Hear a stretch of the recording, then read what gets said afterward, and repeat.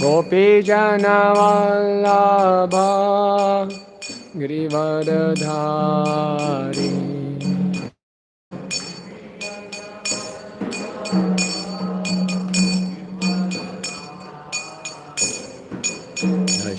यशोदानन्दन व्रज जनरञ्जना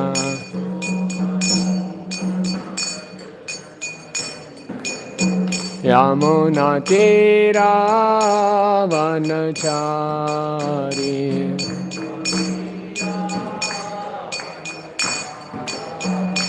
जय Radha Madhava Kunj Bihari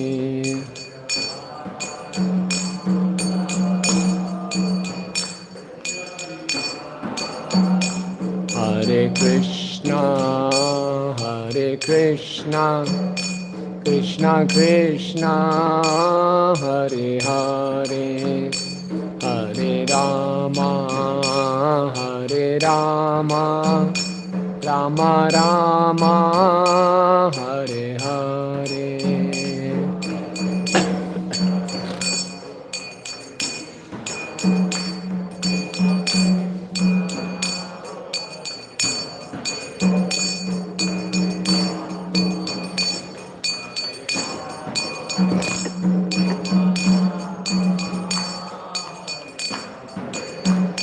Hare Krishna, Krishna Krishna, Hare Hare, Hare Rama, Rama Rama, Hare Hare.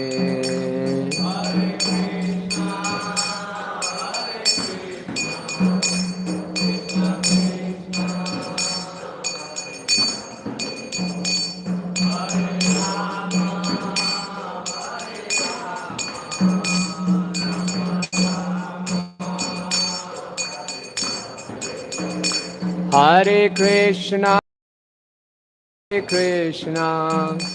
Krishna Krishna, Hare Hare, Hare Rama, Rama Rama, Hare Hare.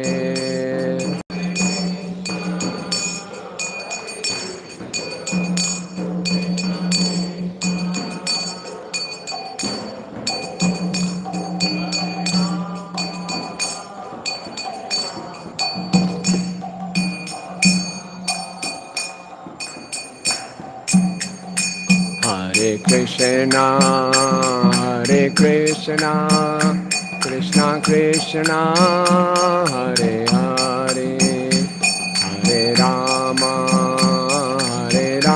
Rama Rama, Hare Hare.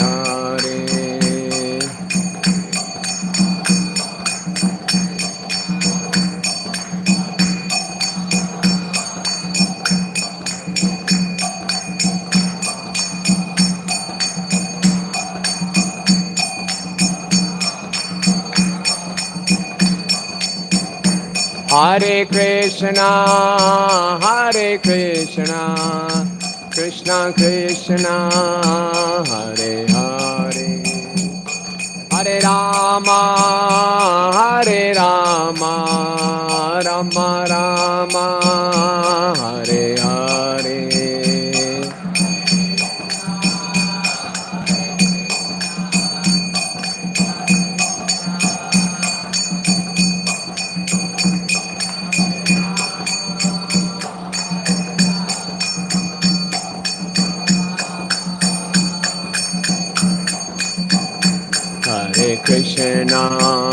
Hare Krishna, Krishna Krishna, Hare Hare, Hare Rama,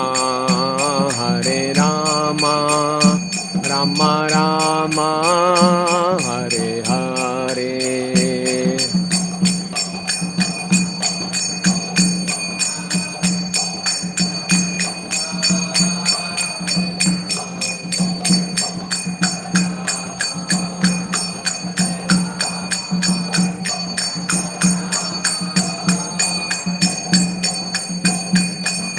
Krishna, Hare Krishna, Krishna Krishna, Hare Hare, Hare Rama, Hare Rama, Rama Rama, Hare Hare.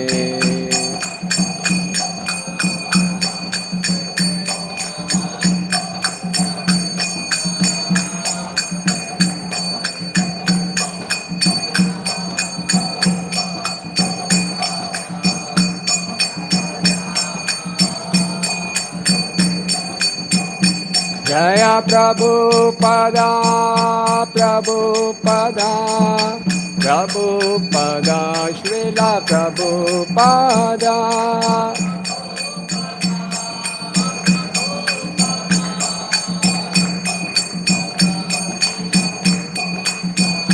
Nitai Gaur Hari Bol, Hari Bol, Hari Bol, Hari Bol.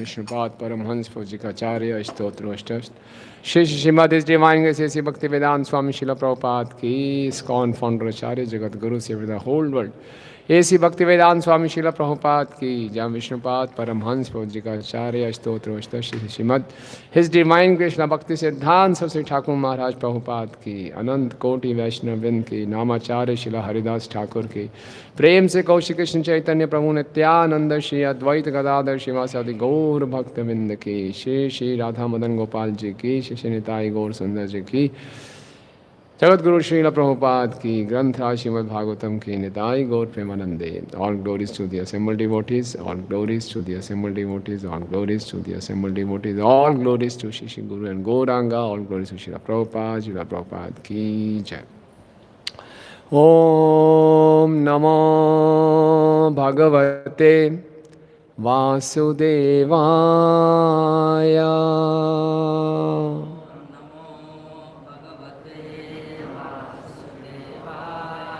ओम नमो भगवते वासुदेवाय।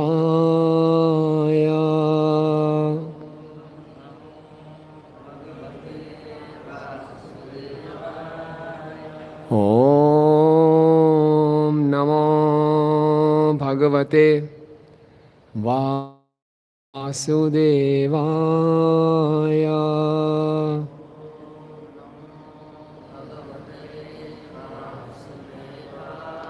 नारायणं नमस्कृत्यं नरं चैव नरोत्तमं देवीं सरस्वतीं व्यासं ततो जयमुदीरयेत्।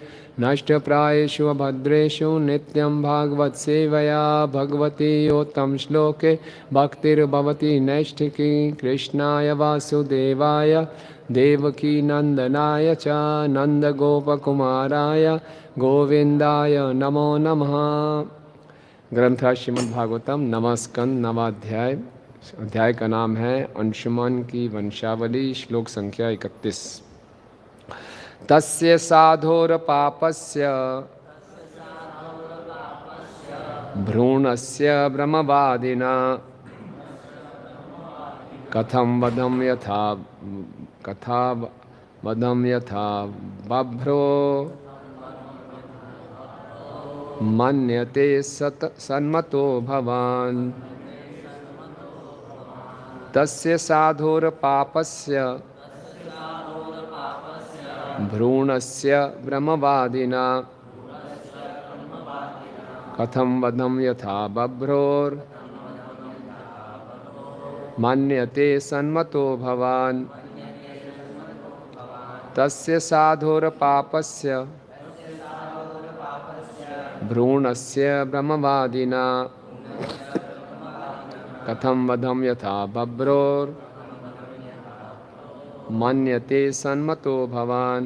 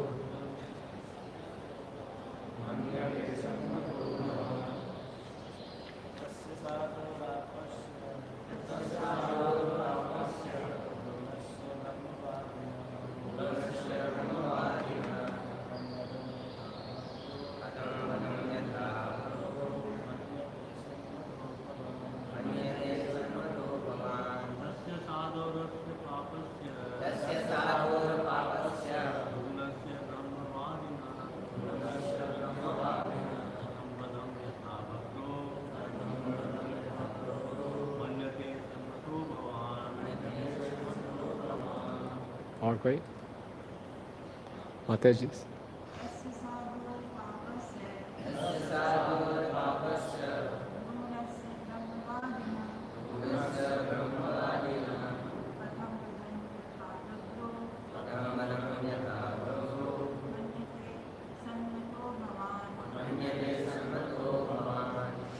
धन्यवाद। शब्दार्थ अनुवाद एवं तात्पर्य ऐसी भक्ति वेदांत स्वामी शिल प्रभुपाद जी के द्वारा। शिल प्रभुपाद की जय।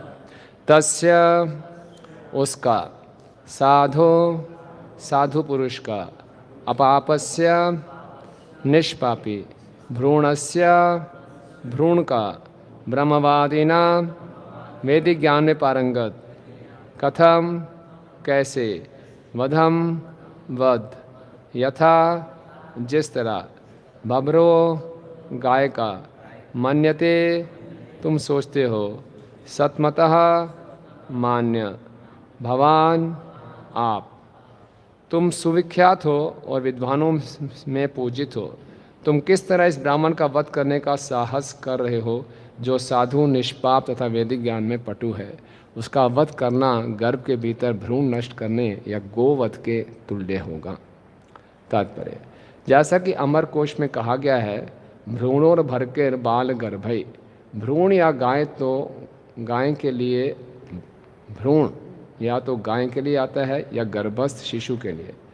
वैदिक संस्कृति के अनुसार गर्भ में जीव के अविकसित भ्रूण को विनष्ट करना गाय या ब्राह्मण के वध के समान पापमय है। भ्रूण में जीव अविकसित अवस्था में रहता है। आधुनिक विज्ञान का यह सिद्धांत कि जीवन रसायनों का संयोग है निरर्थक है। विज्ञानी जन जीवों की रचना नहीं कर सकते, यहाँ तक कि अंडे से निकलने वाले जीव की भी। वैज्ञानिकों का यह विचार है कि ऐसे रासायनिक परिस्थिति उत्पन्न कर सकते हैं जो अंडे के समान हो और फिर उसमें जीवन पैदा हो जाए, निरर्थक है।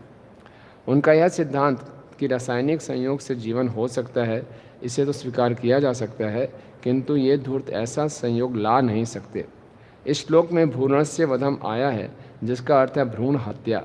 यह वैदिक साहित्य से आई हुई चुनौती है।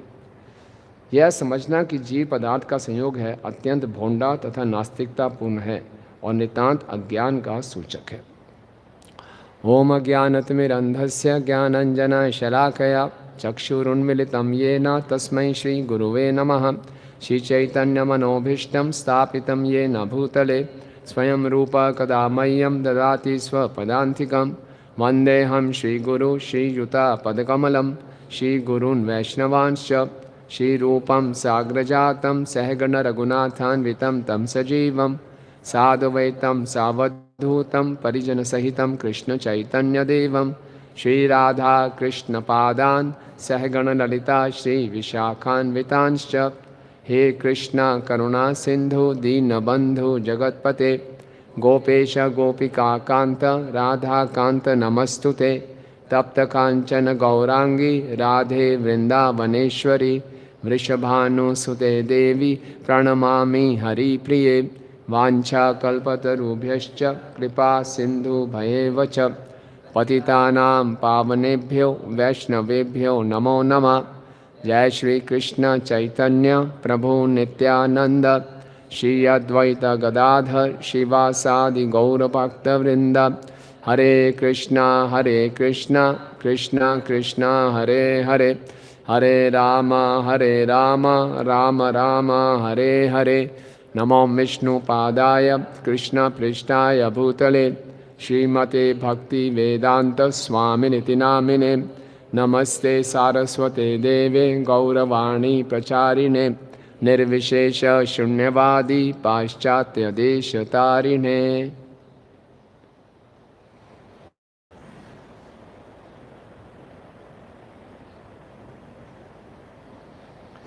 हरे कृष्णा।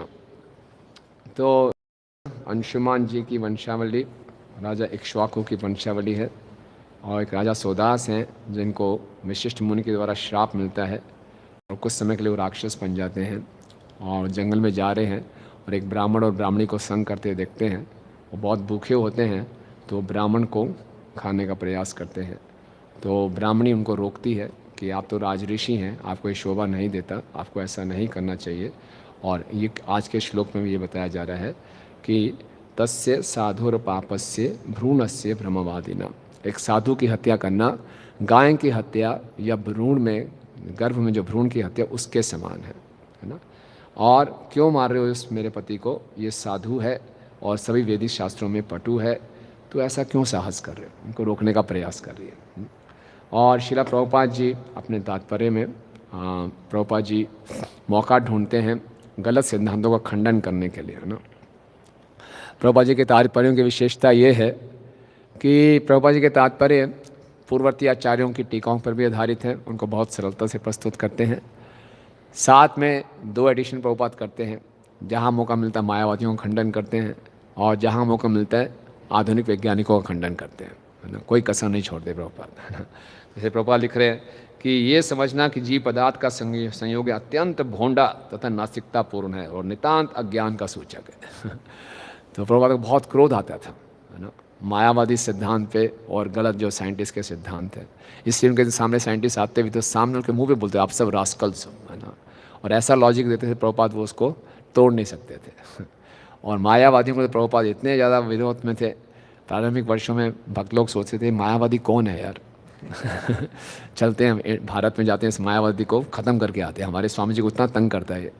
जब भी मायावादी का नाम आता है प्रभुपाद इतने गुस्से में आते, कौन है मायावादी। तो प्रभुपाद को बड़ा अच्छा लगा कि इतने हमसे इतना प्रेम करते हैं भक्त लोग। तो यहाँ पे मुख्य बताया जा रहा है कि कृष्ण को साधुजन बहुत प्रिय हैं, ब्राह्मण बहुत प्रिय हैं, और ये राजा राजऋषि, क्षत्रिय का अर्थ है सुरक्षा प्रदान करना, और आप वास्तव में तो पहले राजा थे, अब आप राक्षस के वेश में आए हो, तो आप क्यों उस ब्राह्मण को मार रहे हो जो कि साधु व्यवहार का है, वैदिक शास्त्रों में पटु है। आप जानते नहीं ये हत्या कितनी बड़ी हत्या है, गर्भपात जैसे समान हत्या है, गाय समान जैसे हत्या है।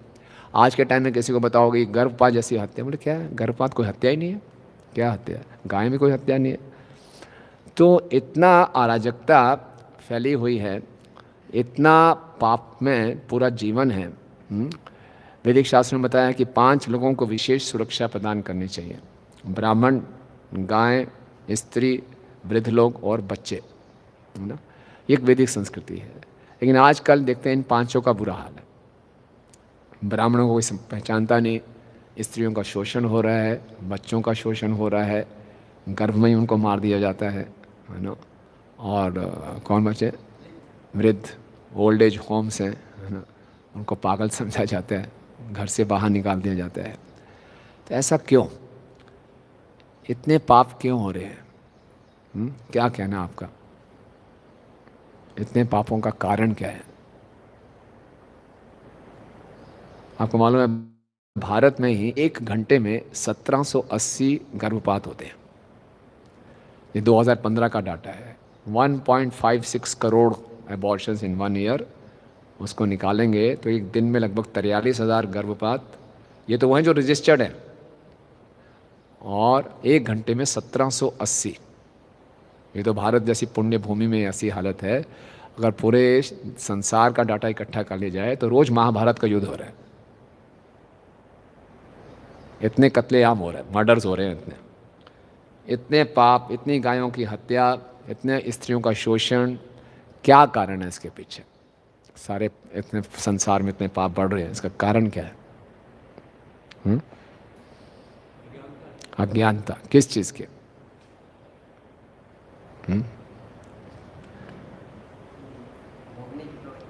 हाँ, भोगने की प्रवृत्ति है। हाँ, भगवान नहीं है, भगवतहीनता।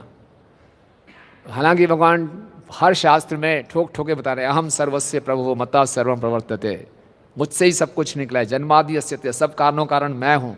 लेकिन वैज्ञानिक लोग बोले नहीं, सारे सब कारणों कारण ये पदार्थ है, केमिकल से लाइफ आई है। हमारा पूरा जीवन केमिकल से बना हुआ है, ये मनुष्य केमिकल से बना हुआ है, हर कोई केमिकल्स है, सब जगह केमिकल्स है। इमोशंस भी आ रहे हैं तो कुछ केमिकल इम्बैलेंस हो जाते हैं। व्यक्ति ज़्यादा हंसता है, केमिकल इम्बैलेंस है, ज़्यादा उदास रहता है, केमिकल इम्बैलेंस है, हर चीज़ केमिकल इम्बैलेंस है। तो बस केमिकल का इंजेक्शन लगाओ, सब ठीक हो जाएगा, इसमें क्या बस। तो क्या भगवान, क्या वो, कुछ नहीं। तो कोई भगवान ही कोई नहीं है, कोई नियंता ही नहीं है, कोई साक्षी ही नहीं है, कोई अगला जन्म ही नहीं है, तो जो भोग करना करो। किसने देखा है ना, भोग करो खूब। असत्यम अप्रतिष्ठम जगत आहु अनीश्वरम अपरस्पर संभूतम किम मन्याद काम हेतुकम। ये पूरा जगत असत्य है, अनिश्वर है, बिना किसी नियंता के है। ये तो कैसे हुआ, स्त्री और पुरुष के आकर्षण से सब चल रहा है, चलो खूब आनंद लो, क्या दिक्कत है। तो कहाँ ये आप बीच में आत्मा करा, कहाँ से आई, कहाँ से पुनर्जन्म आ गया, तो खूब पाप करो, कोई दिक्कत ही नहीं है। तो कितना ये, और ये आया कहाँ से कि लाइफ कम्स फ्रॉम मैटर, जीवन पदार्थ से आता है। दिखने में बड़ी छोटी सी बात है, हम सबको ये शिक्षा दी गई स्कूलों में ना। बायोलॉजी पढ़ी होगी सबने स्कूल में, याद है? अमीबा का नाम याद है? अमीबा वो पहला जीव बताते हैं, सबसे सिंपल लिविंग एंटिटी। फिर क्या बनता था मेरे ख्याल से पैराविशियम होता था, फिर क्या होता था, फिर थ्योरी ऑफ इवोल्यूशन है, कैसे कैसे जीव आगे बढ़ता गया। हमने तो घोटा लगा के पार कर लिया, बायोलॉजी बड़े अच्छे नाम है, लेकिन हमने नहीं सोचा कि हमारे अंदर क्या चला गया। वो अलग बात है कि डार्विन के थ्योरी के पेपर देने के लिए पहले मंदिर में जाते थे कि पेपर अच्छा हो जाए। ये नहीं मालूम डार्विन नास्तिकवाद का ही सिद्धांत दे रहा है, तो वो हमें नहीं मालूम, लेकिन इसने पूरे समाज की संस्कृति को ख़त्म कर दिया। इतना अंदर घुसा हुआ है, हम सब जानते हैं। आज कॉलेजेस में जाना पड़ता है, सर पीटना पड़ता है बच्चों के साथ कि भगवान है कि नहीं। और तो विदेशों में और बुरी हालत है, ये बताने के लिए मैटर और कॉन्शियसनेस में, पदार्थ और जीव में क्या अंतर है, यही संभालना बड़ा मुश्किल है। हम अगले आप बता रहे थे, वो अहमदाबाद में गए, 2-2.5 घंटे उनको लगे ये स्थापित करने में जड़ और चेतन में क्या अंतर है। इतने बुद्धिमान, तथाकथित बुद्धिमान लोग समझ नहीं रहे कि जड़ और चेतन में कोई अंतर होता है। हर चीज़ जड़ है, चेतन की क्या बात है ही नहीं कुछ। जो चेतना है वो आर्टिफिशियल इंटेलिजेंस है, वो हम मैनिपुलेट कर सकते हैं बस। सब चीज़ केमिकल्स है। तो देखिए कितना गहरा एक अंदर घुसा पड़ा है, और इसी को प्रमोट किया जा रहा है, इसी में नोबेल प्राइज़ दिए जा रहे हैं। कितनी तरक्की हो गई, कितना रिसर्च हो गया, रोबोट्स बन गए, क्लोनिंग हो गई, इसमें सब कुछ किया जा रहा है। और प्रभुपाद कहते हैं give Nobel prize to Krishna. Krishna को सब भूल रहे हैं, इसीलिए ये पापों की मुख्य जड़ है, और ये बहुत गहराई तक अंदर चली गई है। और इसमें बहुत एक सिस्टेमेटिक प्रोपोगेंडा है इस नास्तिकावाद को फैलाने के लिए, है ना। डार्विन की थ्योरी इतनी बेहुदा थ्योरी है ना, कि छोटा सा पशु था, ऊपर पेड़ पे फल देखा, उसको खाना है, बेचारे गर्दन छोटी है, यूँ करता रहा उसकी गर्दन लंबी हो गई, जिराफ बन गया। कौन सी साइंस है इसमें बताइए कौन सी साइंस है ये? कोई साइंस नहीं है। और इसको प्रूव करने के लिए उल्टे सीधे प्रमाण दिए। कितने स्कैंडल्स हैं इसमें, चीटिंग, साफ साफ चीटिंग, और उसको एक्सपोज किया गया तो उसको दबा दिया जाता है। अभी तक डार्विन की थ्योरी चल रही है, जबकि इसको माना गया बिल्कुल बेकार थ्योरी है, ये फैक्ट है ही नहीं, फिर भी इसको चलाया जा रहा है। क्यों?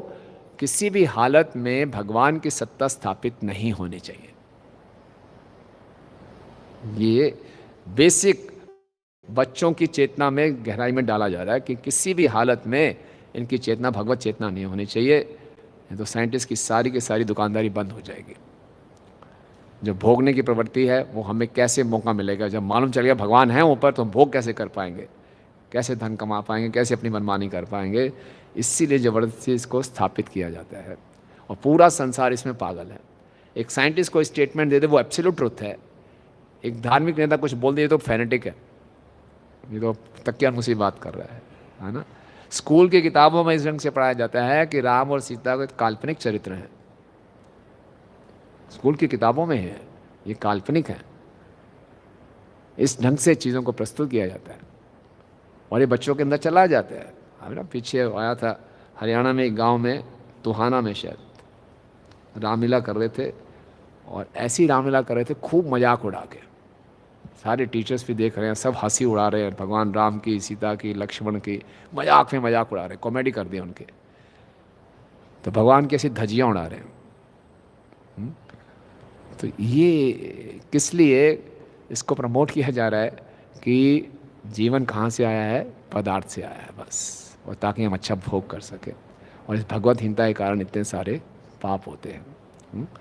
लेकिन श्रील प्रभुपाद जी इसका बहुत विरोध करते थे, और इसलिए हमें इसका खूब अच्छे ढंग से प्रचार करना चाहिए, है ना। एक साधारण व्यक्ति भी समझ जाएगा कि सृष्टि हुई है तो सृष्टि के पीछे कोई रचयिता है, क्रिएटर है ना। हम बड़ी आसानी से प्रेडिक्ट करते हैं कि कब अमावस्या आ रही है, कब पूर्णमासी आ रही है, कैसे कि चंद्रमा ढकने वाला है, वो उगने वाला है, कैसे पता चल जाता है? क्योंकि हम उसकी जो चंद्रमा की मूवमेंट है एक रेगुलर है, सिस्टमेटिक है, पता चलेगा 15 दिन बाद ये हो जाएगा। वैज्ञानिक लोग बड़े आसानी से बता सकते हैं कब ग्रहण लगने वाला है। कैसे मालूम चले ग्रहण लगने वाला है? अगर उनकी उल्टी सीधी मूवमेंट हो जाए तो कुछ कोई प्रेडिक्ट नहीं कर सकता। तो इतना सब कुछ रेगुलेटेड और सिस्टमेटिक तरीके से चल रहा है, तो कोई तो रेगुलेट करने वाला होगा। छोटी सी बात है, वो क्या कहते हैं, सब बाय चांस है। बाय चांस अपने आप रेगुलेशन से चल रहा है, सब कुछ ऐसा हो रहा है, तो कैसे ही हो सकता है ना? असंभव है। तो इतनी कॉमन सेंस की बात है। हम अपने शरीर के अंदर ही देख रहे हैं, इतना सुंदर सिस्टम बनाया हुआ है भगवान ने। तो जितना मर्जी वैज्ञानिक लोग तरक्की कर लें, अभी तक ये तो समझ नहीं पाए शरीर कैसे चलता है। तो ये पूरा ब्रह्मांड कैसे चल रहा है वो कैसे समझ जाएंगे? तो भगवतहीनता के कारण कुछ सारा स्पेकुलेशन है। आज पूरा जो मेडिकल साइंस है पूरा स्पेकुलेशन है। तो बेचारे मरीज़ की बुरी हालत हो जाती है उसको उसका सारा पैसा ख़त्म कर देते हैं, क्या क्या कर देते हैं, किसी को नहीं पता क्या हो रहा है उसके शरीर में, क्योंकि भगवान की सत्ता को स्वीकार नहीं करे। आप जीवन के हर कदम पे देखिए, जहाँ भगवान की सत्ता को स्वीकार नहीं किया जा रहा वहाँ क्लेश ही क्लेश है, पाप ही पाप है, और तमोगुण से, अज्ञानता से भरा हुआ ये सब कुछ है। तो भगवान शास्त्रों में बताते हैं सारे। तो वास्तव में अगर हम जानते हैं कि जीवन पदार्थ से आया है तो सारी रिसर्च पदार्थ पे होगी, है ना? कितनी ब्रांचेस निकल गई साइंस के नाम से, इतनी ब्रांचेस निकल गई, और डिटेल में जा रहे हैं, नई नई ब्रांचेस निकलती जा रही हैं। लेकिन अगर ये मालूम चल जाए, ये मान लें कि जीवन चेतना से आया है, तो चेतना के ऊपर कितनी रिसर्च होगी। तो हमारे पूरे शास्त्र, वैदिक शास्त्र इस चेतना पर ही आधारित हैं। कितना डिटेल में एनालिसिस है ना? आज वैज्ञानिक लोगों ने इतनी तरक्की कर ली है, ऐसे ऐसे माइक्रोस्कोप्स आ गए हैं कि पूरा अंदर एक एक सेल को वो देख पा रहे हैं। एक एक सेल के अंदर वो जो डीएनए है कैसे मूवमेंट करते हैं। पीछे पढ़ा बायोलॉजी में ध्यान आ रहा है हमें कि एक डीएनए का कम्बिनेशन कैसे होता है। डीएनए किससे बनता है, याद है किसी को? बेसिक एमिनो एसिड होता था ना, है एमिनो एसिड होता था। उससे उसके जो सेल्स हैं वो बन के 2 × 10⁻17 कम्बिनेशंस होते थे। तब कोई डीएनए उसमें बनता था हेलिक्स में। उसमें से 2 × 10⁻17 कितना हो गया?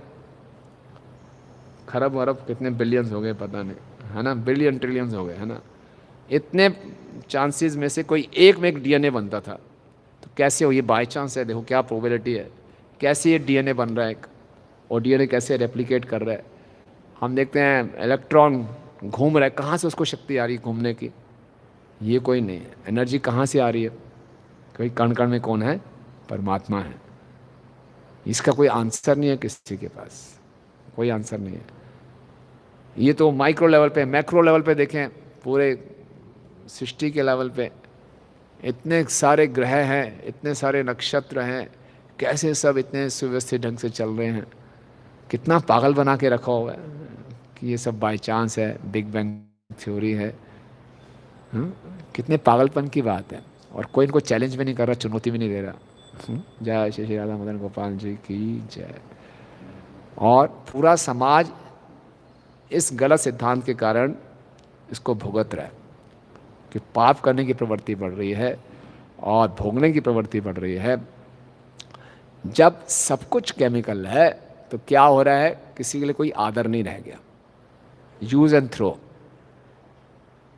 आप देखिए जितना जितना गैजेट्स आते जा रहे हैं, स्मार्टफोन्स हम यूज़ कर रहे हैं, गैजेट्स यूज़ कर रहे हैं, उतना व्यक्ति के संबंधों की कीमत कम होती जा रही है। एक दूसरे के प्रति संवेदनशीलता खत्म होती जा रही है। मनुष्य की वैल्यू खत्म होती जा रही है ना? सुविधाओं की वैल्यू है, ज़्यादा फैसिलिटीज इकट्ठी करके मैं खुश हो जाऊंगा। अगर जीवन पदार्थ से आ रहा है तो पदार्थ की वैल्यू है। मेरे को सुख भी किससे मिलेगा? पदार्थ से मिलेगा। सो पदार्थ की बनी हुई, मैटर की बनी जितनी सुविधाएं जितनी बटोर लूँगा उतना मैं सुखी हो जाऊँगा। तो ये मानसिकता है कि जितनी चीज़ों को बटोर लूँगा, जितना बड़ा कंप्यूटर रख लूँगा, जितना बड़ा आईफोन रख लूँगा, जितनी बड़ी गाड़ी रख लूँगा, उतना मैं सुखी हो जाऊँगा। ये सारे डेड मैटर हैं। जितना इकट्ठा करूँगा उतना मैं खुश हो जाऊँगा। लेकिन मालूम चल जाए जीवन जीवन से आता है, जीवन का स्रोत चेतना है, तो हर व्यक्ति अपनी चेतना को उन्नत करने का प्रयास करेगा। जितनी उन्नत चेतना होगी उतना मैं खुश रहूँगा। अब सोचिए ना, हर व्यक्ति खुश रहना चाहता है, खुश रहने के लिए वो सुविधाएं बटोर रहा है। अब सुविधाएं बटोरने के लिए उसको पैसा कमाना है, पैसा कमाने के लिए उसको पाप करना है। बस क्यों? मुझे सुविधाएं चाहिए, सुविधाएं से मैं खुश रहूँगा। क्यों? क्योंकि सुविधाओं में ही खुशी है, क्योंकि जीवन सुविधाओं से आया है। तो भगवान को भी एक पदार्थ मानते हैं। अगर ये व्यक्ति जो खड़ा है, कोई भी है मुझे मालूम नहीं, अगर ये मेरी इच्छाओं की पूरी करता तो ठीक है, मान लूँगा, बताओ क्या करना है। हर चीज़ को यूज़ एंड थ्रो है। ये काम नहीं तो दूसरे मंदिर में चलो, मेरे को हर एक को शोषण करना है बस। मुझे किसी ना किसी ढंग से धन चाहिए, मुझे अपना सुख चाहिए, सुविधाएं चाहिए बस। तो एक दूसरे के प्रति संवेदनशीलता ख़त्म, एक दूसरे से संबंध ख़त्म, कोई आदर देने की ज़रूरत नहीं। एक दूसरे का शोषण करो, उपयोग करो और फेंको, ख़त्म करो। ये जीवन चल रहा है। तो एक बेसिक फिलॉसफी गलत होने से ये हमारे जीवन में कितना प्रभाव डालती है, हम इसको समझ नहीं पाते। एक छोटी सी जो बीज बोया जाता है बच्चे के हृदय में ना, भगवतहीनता का, वो कितना बड़ा रूप, विकराल रूप ले लेता है, और कैसे पूरे समाज को प्रभावित कर रहा है, इसको हम समझ नहीं पाते, है ना। और प्रभुपाद ये देखते हैं, इसलिए प्रभुपाद अपने तात्पर्यों में इसको वर्णित करते हैं, और फिर प्रभुपाद चाहते हैं कि हम लोग इसको अच्छे ढंग से समझें और आगे जाके खूब प्रचार करें। तो अगर ये वैज्ञानिक लोग, तथाकथित वैज्ञानिक, ये वैज्ञानिक नहीं हैं, जो कि पूर्ण रूप से एकदम रूढ़िवादी हैं, जो अपने मत से हिलने को तैयार नहीं है, उसको वैज्ञानिक नहीं कहा जा सकता। और ये तथाकथित वैज्ञानिक लोग इस प्रकार का दुष्प्रचार करके लोगों के ब्रेन वॉश कर रहे हैं, लोगों को उल्टा सीधा मत दे रहे हैं, और पदार्थ में, मैटर में इतना आगे रिसर्च कर रहे हैं, तो कि वो छोटे छोटे मॉलिक्यूल भी देख सकते हैं, लेकिन असली जो चेतना में रिसर्च करने वाले हैं, उसके जो वैज्ञानिक हैं, वो हमारे आचार्यगण हैं। आचार्यगण इतने महान वैज्ञानिक हैं कि वो एक दूसरे व्यक्ति को, क्या भगवान की चेतना में क्या चल रहा है, उसको भी समझ आते हैं, है ना। श्रील प्रभुपाद जी जब अमेरिका में गए तो बॉस्टन में थे, तो गिरिराज स्वामी महाराज उस समय एक लड़के थे, यंग बॉय, और ढूंढ रहे थे, सत्य की खोज में थे। तो उनको कोई व्यक्ति मिला था, उसने उनको बोला था कि हमें से हर कोई भगवान है, और उनको एक पोस्टर दे दिया था, आई एम गॉड। उन्होंने बेड के ऊपर लगाया था, आई एम गॉड। तो वो सोचते थे मैं भगवान हूँ। तो उनको मालूम चला, चलो ये हरे कृष्णा वाले कोई स्वामी जी आए, वहाँ भी चले गए, सत्संग में चले गए, और प्रभुपाद को पहली बार देख रहे थे, और प्रभुपाद ने उनको पहली बार देखा। ऐसे सभा है पूरी, प्रभुपाद ने लेक्चर ख़त्म किया, नहीं क्वेश्चंस, उन्होंने हाथ खड़ा किया। उन्होंने बोला, मैं कैसे जानूँगा कौन सा गुरु ठीक है, इतने गुरु आते हैं अमेरिका में, आप भी गुरु हैं, कैसे सेलेक्ट करूँगा कौन सा गुरु ठीक है। प्रभुपाद ने उनकी आंखों में आंखें डाली। गिरिराज महाराज कहते, मुझे ऐसा लगा बिल्कुल अंदर तक मेरे को देख लिया, और प्रभुपाद ने उत्तर दिया, depends, you want to be God or the servant of God. वही हैरान हो गए, प्रभुपाद मैं पहली बार ही मिल रहा हूँ, और इस व्यक्ति को कैसे मालूम चल गया कि मेरा एक हॉस्टल है, हॉस्टल में मेरा एक रूम है, रूम में मेरा एक बेड है, बेड के ऊपर मैंने लगाया आई एम गॉड। और प्रभुपाद ने तुरंत पकड़ लिया कि आप भगवान बनना चाहते हो कि भगवान के दास बनना चाहते हो। मान गए, ये व्यक्ति हैं जिसने मेरे को अंदर तक पकड़ लिया एकदम, है ना। तो ये आचार्यगण हैं जो कि चेतना में के विस्तार में, चेतना की डिटेल में जाते हैं, तो दूसरे व्यक्ति की क्या चेतना चल रही है उसको भी पकड़ लेते हैं, है ना।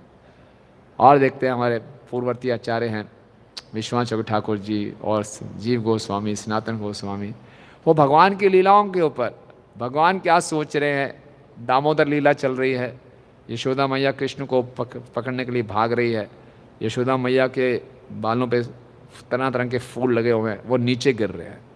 फूल नीचे क्यों गिर रहे हैं, वो फूल क्या सोच रहा है, इतनी चेतना में चले गए। दो फूलों के ग्रुप हैं जी, एक फूलों का ग्रुप सोच रहा है हम इस केस में भाग नहीं लेंगे, हमारे कृष्ण को पकड़ने वाली है ये, सो हमें इस व्यक्ति का साथ ही नहीं देना, छोड़ देंगे इनका साथ, हम दूसरी पार्टी को ज्वाइन करेंगे। छोड़ दिया उन्होंने। दूसरा ग्रुप का फूल क्यों गिर रहा है, वो बोल रहे हैं पकड़ना ही है कृष्ण को, हमारा भार पड़ रहा है तो थोड़े हल्की हो जाएं, थोड़े ज़ोर से दौड़ें ताकि पकड़ सकें वो इसलिए कर रहे हैं। तो कितनी फाइन ट्यूनिंग से सोच रहे हैं आचार्यगण, ये मालूम कर रहे हैं कि कैसे फूल सोच रहे हैं, इतना चले गए अंदर। गाँव गोवर्धन लीला हो रही है, भगवान क्या सोच रहे हैं, भगवान जब श्रीमती राधारणी को देख रहे उनके मन में क्या सोच चल रहा है, इतने विस्तार में चले गए। आजकल हमारे वैज्ञानिक लोग बड़ा प्राउड है, उनको अभिमान है कि हमने ऐसी ऐसी टेक्नोलॉजी ले ली है, हम एंजियोप्लास्टिक कर लेते हैं, कहीं भी स्टंट डाल सकते हैं, एक वायर डालते हैं शरीर में, उस वायर से एक लिक्विड डालते हैं, किडनी देखनी है किडनी को देख लेंगे, ब्रेन को देखना है ब्रेन को देख लेंगे, हार्ट में चले जाएंगे, कहीं भी जा सकते हैं, किसी भी शरीर के अंग में जा सकते हैं। हाँ, एक जो हमारे आचार्यगण हैं ये ऐसे वैज्ञानिक हैं, अपनी चेतना को कहीं भी भगवान के अंदर भक्तों के हृदय में क्या चल रहा है वहाँ तक पहचान सकते हैं, पूरा एंजियोग्राफी कर लेंगे उसका, कहाँ पे क्या भाव चल रहा है। तो ये असली विज्ञान है, इसके डिटेल में हमें जाना चाहिए, है ना। और जो भी पदार्थ है उसको भगवान की सेवा में लगाए। कोई भी पदार्थ है वो भगवान की सेवा में बनने लगता है तो वो चेतन हो जाता है, और कोई भी चीज़ इसको भगवान से अलग कर देते हैं वो पदार्थ बन जाता है। और जो चीज़ भगवान से अलग हो जाती है वो कभी भी हमें सुख नहीं दे सकती, वो हमारे दुख का कारण ही बनेगी। और जिस चीज़ को हम भगवान से जोड़ते हैं वो हमेशा सुख का कारण बनेगी। वैज्ञानिक लोग जितनी रिसर्च कर रहे हैं पदार्थ को, उसमें उनके प्रत्येक रिसर्च से दुख और बढ़ रहा है ना। जब एटम बम का आविष्कार हुआ उनको नोबेल प्राइज़ मिला, प्रभात कहते हैं कि ये नोबेल प्राइज़ देखो कितने मूर्ख हैं लोग। एक तरह तो वो मृत्यु को रोकना चाहते हैं और एक तरह विज्ञानी ने एटम बम निकाल दिया जिससे मृत्यु जल्दी आ जाए, उसको नोबेल प्राइज़ दे रहे हैं। मृत्यु को जल्दी बुलाने का उनको नोबेल प्राइज़ मिल रहा है, एटम बम मिल गया है ना। तो उनकी हर रिसर्च समाज के लिए अहितकारी है, समाज में और पाप फैलाएगी। और अगर कोई चेतना के क्षेत्र में आगे बढ़ना चाहता है उसमें एक प्रश्न में पूछेगा, उसके लिए सबके लिए हितकारी है। सनातन गोस्वामी जी ने एक प्रश्न पूछा कि आमी, मैं कौन हूँ, मुझे दुख क्यों आ रहे हैं। कितना सुंदर ज्ञान प्राप्त हुआ, चैतन्य महाप्रभु के माध्यम से सनातन शिक्षा प्राप्त हुई। अर्जुन ने एक प्रश्न पूछे भगवद गीता में, कितना सुंदर ज्ञान प्राप्त हुआ। परीक्षित महाराज ने सुखदेव गोस्वामी से प्रश्न पूछे, कितना सुंदर ज्ञान प्राप्त हुआ, जो सबके लिए हितकारी है। तो अगर हम अपनी चेतना का विकास करने का प्रयास करते हैं, ये हमारे लिए भी हितकारी है, पूरे समाज के लिए हितकारी है। और तथाकथित जो वैज्ञानिक प्रगति हो रही है ये किसी के लिए हितकारी नहीं है, ये सर्वनाश का है। तो इसीलिए ऐसा नहीं है हम लोग विज्ञान के जो आविष्कार है उसका उपयोग नहीं करते हैं, स्माइक का उपयोग कर रहे हैं, कंप्यूटर का उपयोग कर रहे हैं, लेकिन हम जानते हैं हम इसको कृष्ण से कनेक्ट करके इसको आध्यात्मिक बना रहे हैं। लेकिन साधारणतः ऐसा होता नहीं है, सारी टेक्नोलॉजी का उपयोग गलत चीज़ों के लिए हो रहा है। इसीलिए हालांकि सुविधाएं बढ़ती जा रही हैं, पूरे समाज में आनंद का, खुशी, सुख का स्तर गिरता जा रहा है ना। मैटर की फैसिलिटीज़ बढ़ती जा रही हैं लेकिन हृदय में जो आनंद है वो कम होता जा रहा है। इसीलिए जो असली वैज्ञानिक पुस्तक है वो है श्रीमद् भागवतम, भगवद गीता। और असली विज्ञान है हरे कृष्णा कृष्णा कृष्णा हरे हरे, हरे राम राम राम। और इस कलयुग को लोह युग, आयरन एज कहा गया। पुराणों में कथा आती है कि युधिष्ठिर महाराज प्रतिदिन अपने कमरे में बैठ के भगवान का ध्यान लगाया करते थे। और ध्यान लगाने से पहले उनके कक्ष के बाहर 4 द्वार थे, तो 4 द्वारों पे अपने 4 भाइयों को खड़ा कर देते थे कि जब मैं कृष्ण पे ध्यान लगा रहा हूँ कोई आना नहीं चाहिए, अगर कोई आता है तो आप, हम पब्लिक सर्वेंट हैं, कभी भी कोई आ सकता है, तो आप उनकी सेवा करना। ये उनका व्यवहार था। तो ऐसे ध्यान लगाने बैठ के कृष्ण पे सबसे पहले द्वार पे भीम खड़ा होता था। तो एक व्यक्ति आया, बोले राजा से मिलना है। बोले क्यों, मैं बहुत दुखी हूँ। बोले बताओ, मैं तुम्हारी सेवा करूँगा। बोले एक मन में प्रश्न है कि मैं आ रहा था तो मैंने देखा कि एक व्यक्ति ने कुएं से बाल्टी निकाली और उस बाल्टी से 9 घड़े भर दिए। बहुत अच्छी बात है, लेकिन दोबारा इन 9 घड़ों के पानी को बाल्टी में डाला गया तो बाल्टी पूरी नहीं भरी, आधी भरी। ऐसा क्यों? अरे यार, बड़ा अजीब सी बात है। एक ही बाल्टी से 9 घड़े भर गए, 9 घड़े को बाल्टी में वापस डाला तो आधी भरी है, पूरी नहीं भरी। बताओ। भीम ने बोला देखो कहीं मार धाड़ करनी तो गधे से मैं कर सकता हूँ। ये प्रश्न समझ में नहीं आया, आगे जाओ, है ना। अगले द्वार पे अर्जुन था, तो बोले राजा से मिलना, बोले अभी नहीं मिल सकते, बोले मेरी मदद करो, बोले क्या, बोले मैं आ रहा था, देखा खेत के बाहर बांध बांधा हुआ है। बांध इसलिए बांधा जाता है कि वो खेत में पानी ना घुसे, खेत की रक्षा करे, लेकिन मैंने देखा उस बांध ने ही खेत को ख़त्म कर दिया, ऐसा क्यों। अर्जुन बोले यार इसमें तो मेरा गांडीव भी काम नहीं करेगा, आगे जाओ। आगे गए तो सहदेव खड़े हैं, बोले राजा से मिले, बोले नहीं मिल सकते, बताओ क्या प्रश्न है। बोले प्रश्न ये है, मैंने देखा है गाय ने बछड़ी को जन्म दिया, तो जब बछड़ी को जन्म देती है गाय तो उसको चाटती है, उसे चाटती नहीं, वो खा गई उसको। अरे बाप रे बाप, क्या है उसमें, चल आगे जाओ। आगे गए तो नकुल खड़े हैं, बोले युधिष्ठिर महाराज से मिलना है, बोले बताओ क्या सेवा करनी है। बोले मैं आ रहा था, मैंने देखा एक व्यक्ति ने सुई की छेद से हाथी को निकाल दिया, पर पूंछ रुक गई, ये क्या है, क्यों ऐसा है। अरे क्या प्रश्न है। वो भी कुछ उत्तर नहीं दे पाए। पहुंच गए बाहर, इतनी हलचल मची है, युधिष्ठिर महाराज का भी ध्यान भंग हो गया। बोले कौन है, उसने बोला मेरे प्रश्न का उत्तर दो।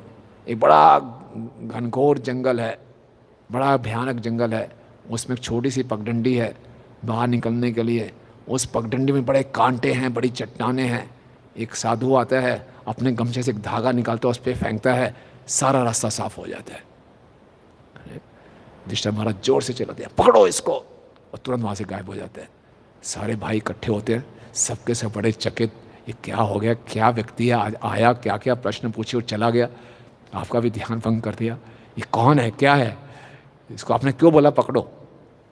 युधिष्ठिर महाराज कहते हैं ये कली था और ये हमें चेतावनी देने आया था कि मैं आने वाला हूँ।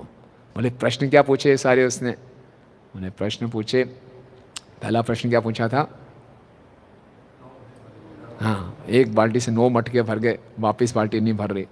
बोले कलयुग में ऐसा होगा कि एक बाप अपने 9 बेटों को खिलाएगा पिलाएगा बड़ा करेगा, जब यूँ 9 बेटे बड़े हो जाएंगे अपने एक बाप को पाल नहीं पाएंगे, घर से बाहर निकाल देंगे, है ना, यही होता है। वृद्धों की रक्षा नहीं है कलयुग में, है ना। दूसरा प्रश्न क्या था, हैं बांध, हाँ हाँ, बांध खेत को ही खा गया, तो कलयुग में क्या होगा, भक्षक ही रक्षक, रक्षक ही भक्षक बन जाएंगे, है ना। जिससे रक्षा मांगने जाएंगे वही खा जाएगा, है ना। एक बारी 3 पुलिस कमिश्नर थे, एक अमेरिका का था, एक स्कॉटलैंड का और एक इंडिया का, इकट्ठे हवाई जहाज में जा रहे थे, बातचीत करने लगे। अमेरिका वाले ने कहा हमारे यहाँ जो भी क्राइम होता है, अपराध होता है, 24 घंटे के अंदर अपराधी हम पकड़ लेते हैं। स्कॉटलैंड की पुलिस बहुत फेमस है, बोले 24 घंटे बहुत ज़्यादा, हमारे यहाँ 12 घंटे हैं। सब भारतीय उसके तरफ देखने, वो हंसने लगा, बोले हमारे तो क्राइम से हफ्ता पहले मालूम चल जाता है कौन क्राइम करने वाला है। तो रक्षक ही भक्षक है ना। ये दूसरे प्रश्न का होता है। तीसरा क्या है, ये कलयुग का लक्षण है। तीसरा, हाँ गाय अपनी बछड़ी को खा रही है, भ्रूण हत्या, है ना। माँ बच्चों को मार देगी, कितनी मतलब कि बड़ी बात है। और आजकल आपने सुना ही होगा, जो भ्रूण गिराए जाते हैं, गर्भपात किए जाते हैं, उनको एक्सपोर्ट किया जाता है ताइवान में, कोरिया में, वहाँ उसको खाते हैं। इंडिया से काफ़ी भ्रूण हत्या होकर वहाँ जाते हैं, ऐसे ये पूरा रैकेट है, भ्रूण हत्या हो रही है और इसको खाए भी रहे हैं लोग। ये कलयुग है। और क्या है चौथा, सुई की छेद से हाथी निकल गया, पूंछ रुक गई। लोग अपने घर के फंक्शंस के लिए, शादियों के लिए करोड़ों रुपए खर्च देंगे, कोई साधु जाएगा पूरा डोनेशन मांगने के लिए, वो नहीं देंगे, है ना। लाइफ मेंबर बन जाओ, इंस्टॉलमेंट में बनेंगे, नहीं बनेंगे, टाल देंगे, तो बड़े बड़े खर्चे कर देंगे, जहाँ करना चाहिए वहाँ रुक जाए, पूछ रुक गए। फिर आपका क्या प्रश्न था, युधिष्ठिर महाराज से क्या पूछा था। बहुत घिनौना घनघोर जंगल है, एक छोटी सी पगडंडी है, उसमें चट्टाने, कांटे, पता नहीं क्या क्या है। एक साधु ने एक धागा फेंका, सब खत्म हो गया। बोले ये पूरा संसार दावानल है, इससे निकलना मुश्किल है। एक ही पगडंडी है निकलने की, उस पर बड़े रास्ते में बहुत दिखते हैं, लेकिन वो धागा क्या है, हरे कृष्णा कृष्णा कृष्णा हरे हरे, हरे राम राम राम हरे हरे। ये है, तो ये असली साइंस है। नाम संकीर्तनम यस्य सर्व पाप प्रणशनम प्रणामो दुख शमनम तम नमामि हरि परम। श्रीमद् भागवतम जो सारे वैदिक शास्त्रों का पका हुआ फल है, उसका निष्कर्ष ये है। तो ये परफेक्ट साइंस है। साइंस में क्या होता है, पहले हम कुछ ऑब्जर्व करते हैं। न्यूटन बैठा था पेड़ के नीचे, उसने देखा एक सेब नीचे गिरा, ऑब्जर्व किया, फिर क्या बनाया, उसका हाइपोथेसिस बनाया, एक नियम बनाया कि चीज़ ऊपर से नीचे गिरती है। फिर क्या करते हैं, एक्सपेरिमेंट करते हैं और फिर उसको प्रूव करते हैं ये ठीक है। तो हम देखें, वास्तव में आध्यात्मिकता पूर्ण विज्ञान है, परफेक्ट साइंस है। हम देखते हैं जहाँ जिसने भी हरे कृष्ण महामंत्र का कीर्तन किया है उसके जीवन में आनंद ही आनंद आया है, उसका हृदय परिवर्तित हुआ ही हुआ है, उसके देखने का नज़रिया बदला ही बदला है। हुआ कि नहीं हुआ, है ना? परफेक्ट साइंस है, इसका तुरंत परिणाम हम देख सकते हैं। तो इसीलिए इसका प्रचार करना है, खुद भी सुखी रहने के लिए और दूसरों को भी सुख बांटने के लिए। और जितना ज़्यादा हम श्रीला प्रभुपाद की पुस्तकों को बांटेंगे, लोगों की अज्ञानता दूर होगी। लोग पाप कर रहे हैं, पता ही नहीं है ना? प्रभुपाद जब अमेरिका में गए, प्रभुपाद से पूछा गया इतना कैंसर क्यों फैल रहा है अमेरिका में। प्रभुपाद ने बड़ा विशेष उत्तर दिया। प्रभुपाद ने बताया गर्भ निरोधक इस्तेमाल करना बंद करो आप। इसका क्या कनेक्शन है? मतलब स्टॉप यूजिंग कंट्रासेप्टिव्स, कैंसर नहीं होगा। बाद में प्रभुपाद के शिष्य कह रहे हैं वैज्ञानिक लोग बहुत सालों के बाद इस निष्कर्ष पे पहुंचेंगे। प्रभुपाद पहले ही बता रहे हैं जितना हम पाप बढ़ाएंगे उतना तरह तरह की बीमारियां आएंगी, तरह तरह की महामारियां आएंगी, विश्व युद्ध होंगे। और पाप क्यों कर रहे हैं? क्योंकि भगवतहीनता है। भगवतहीनता क्यों? ये वैज्ञानिक लोगों का एक बहुत सिस्टमेटिक प्रोपेगेंडा है कि भगवान की सत्ता को स्वीकार नहीं करना, तो कि ताकि हमारे भोगने की प्रवृत्ति समाप्त हो जाएगी, इस पे आक्रमण होगा। तो इसको हमें समझना अच्छे ढंग से, और हमको भी बहुत मिलजुट होकर, एकजुट होकर खूब प्रचार करना है सही विज्ञान का। हरे कृष्णा। किसी का कोई प्रश्न या टिप्पणी है, क्वेश्चन और कमेंट्स?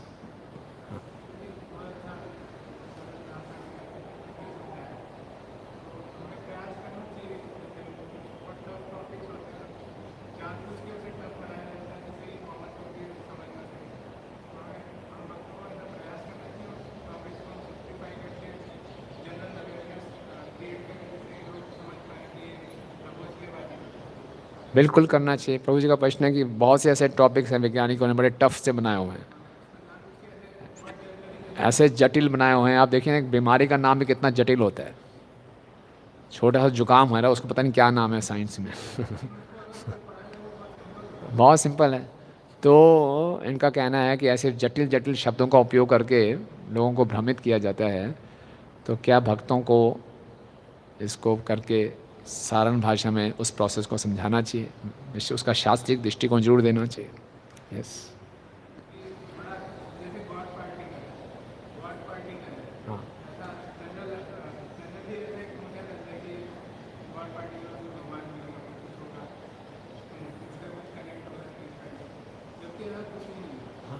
यस, बिल्कुल ठीक बात है। साइंटिस्ट लोगों ने गॉड पार्टिकल बोला हुआ है, जिसका भगवान से कुछ लेना देना ही नहीं है, बल्कि वो भगवतहीनता को स्थापित करता है। तो लोगों का ध्यान आकर्षण करने का उल्टा सीधा वो उपयोग कर रहे हैं, तो उसका हमें खंडन करना चाहिए निश्चित रूप से। और कोई किसी का विचार? हाँ,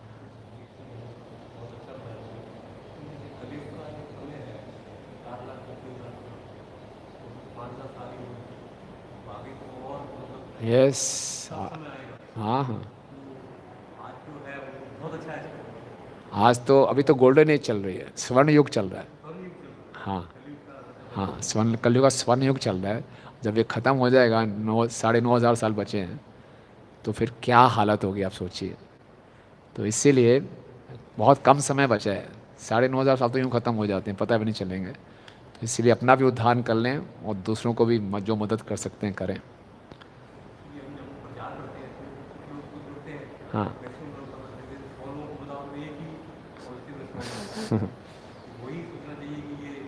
हाँ, अपना बेस्ट प्रयास करते रहें। हाँ, यस।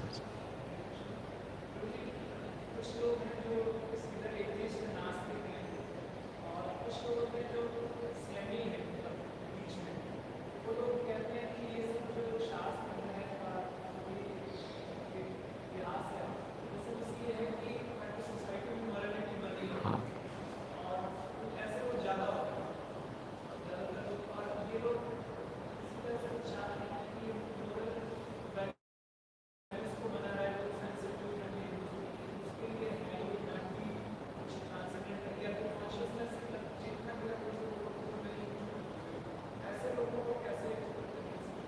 हाँ, तो क्योंकि भोग करना है, अब हर कोई भोगी बनेगा, आपस में लड़ाई झगड़ा ना हो, तो कुछ नैतिक स्तर डाल दो यार, लड़ो मत, शांति से भोग करो, चोरी करो शांति से करो।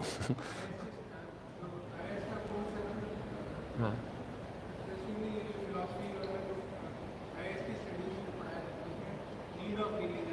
हाँ, शांति, हाँ बस। मिल के चोरी करो, अंडरस्टैंडिंग से चोरी करो, अब थोड़ी चोरी आप कर लो, थोड़ी चोरी मैं कर लूँ, लड़ाई झगड़ा मत करो आपस। इसलिए कुछ नियम होने चाहिए आपस में, जेंटलमैन बनो, है ना, जेंटलमैन चोर बनो।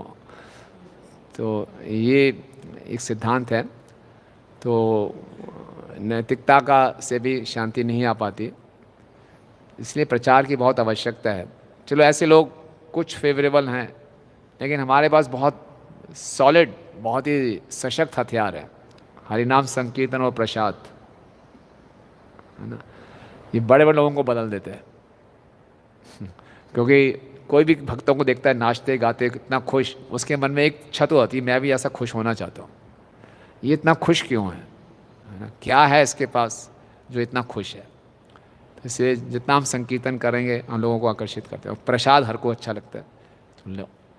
तो यही दो तरीके हैं, क्योंकि बहुत कम लोग फिलॉसफी से कुछ फिलोसफिकल डिस्कशन करना चाहते हैं, तो उनको इतना डिस्टर्ब ना करके उनको प्रसाद खिलाएं, कीर्तन करवाएं, अपने आप धीरे धीरे धीरे जुड़ते हैं। लोगों को प्रसाद खिलाना भी अच्छा लगता है, जो दानी लोग होते हैं उनको प्रसाद खिलाना भी अच्छा लगता है, अन्नदान जरूर कर देंगे। भगवान को नहीं मानते लेकिन भूखों को खिलाना जरूर चाहिए नैतिक स्तर पर, ठीक है। आप प्रसाद बंटवाएं, है ना। करुणाचल प्रभु एक डोनर के व्यक्ति के पास गए थे, मालूम चला बहुत डोनेशन देते हैं, तो उनके पास गए, आप कुछ मंदिर निर्माण के लिए दीजिए। बोले बिल्कुल नहीं दूंगा, मंदिर निर्माण हम विश्वास ही नहीं करते। चलो कोई बात नहीं, थोड़ी और बातचीत हुई, अन्नदान कराते हैं, हाँ हम रोज़ खिचड़ी बांटते हैं, हाँ ये खिला लो।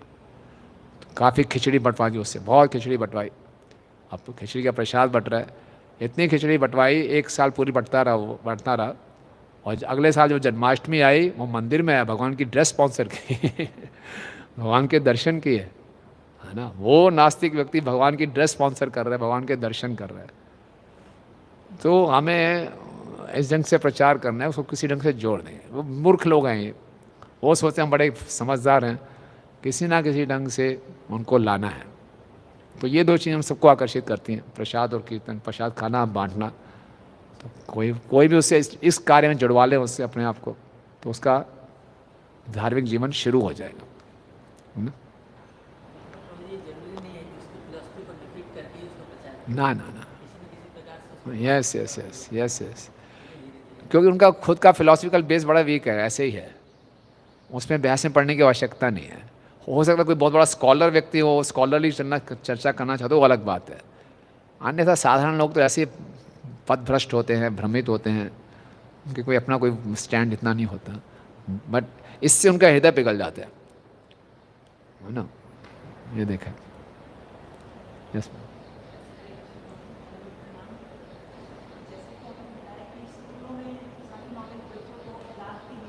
हाँ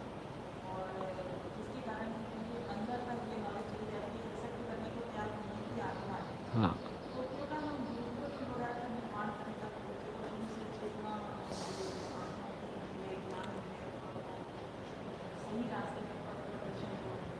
ठीक कह रहे हैं प्रभु जी का। क्योंकि गुरुकुल खोलते भी हैं तो भक्त लोग भी अपने बच्चों को नहीं भेजते, क्योंकि भक्त लोग भी चाहते हैं हमारा बच्चा बहुत बड़ा डॉक्टर बने, इंजीनियर बने, खूब पैसा कमाए, माला भी कर ले, लेकिन पहले ही है सेटल हो जाए, समाज में अच्छा व्यक्ति, जेंटलमैन बने। माला तो होती रहेगी, कभी भी कर लेगा, अभी इसका कैरियर बनाने दो इसको, है ना। अगले जीवन में पशु बन जाए, कोई दिक्कत नहीं है अभी थोड़ा कैरियर तो बनाए, हमारा बच्चा अच्छा सेटल्ड है, पहले ये हो जाए। तो खोलते हैं गुरुकुल, तो छोटी सी बात है, छोटा सा स्कूल खोलते हैं, उसमें बच्चे नहीं भेजते अपने, कह के थक जाते हैं, भैया ये आपके भले के नहीं, इसका आगे भविष्य क्या होगा, अभी तो इस क्लास तक है, अगली क्लास कौन सी होगी, इतना सोचते हैं, रिस्क लेने को तैयार नहीं। ये रिस्क ले लेंगे कि बच्चे की चेतना खराब हो जाए, ये कोई दिक्कत नहीं है। तो ये सच्चाई की बात है, ये माया का बहुत प्रभाव है। तो भक्तों को खुद को इकट्ठा होना है। जो भक्त ये समझ जाएगा, हमारे कुछ भक्त हैं रोहिणी में, पंजाबी बाग में, वो इकट्ठा होकर एक स्कूल चला रहे हैं, और बच्चों के कुछ 30 बच्चे ऐसे इकट्ठे हो गए भक्तों के, तो बड़ा अच्छा लग रहा है। चलो 30 बच्चे तो इकट्ठे हुए और स्कूल चला रहे हैं, तो बड़ा संघर्ष करना पड़ रहा है उनको, कर रहे हैं। चाहे थोड़ा सा ही नंबर हो, लेकिन शुरू से ही सही चेतना देने का प्रयास करना चाहिए, है ना।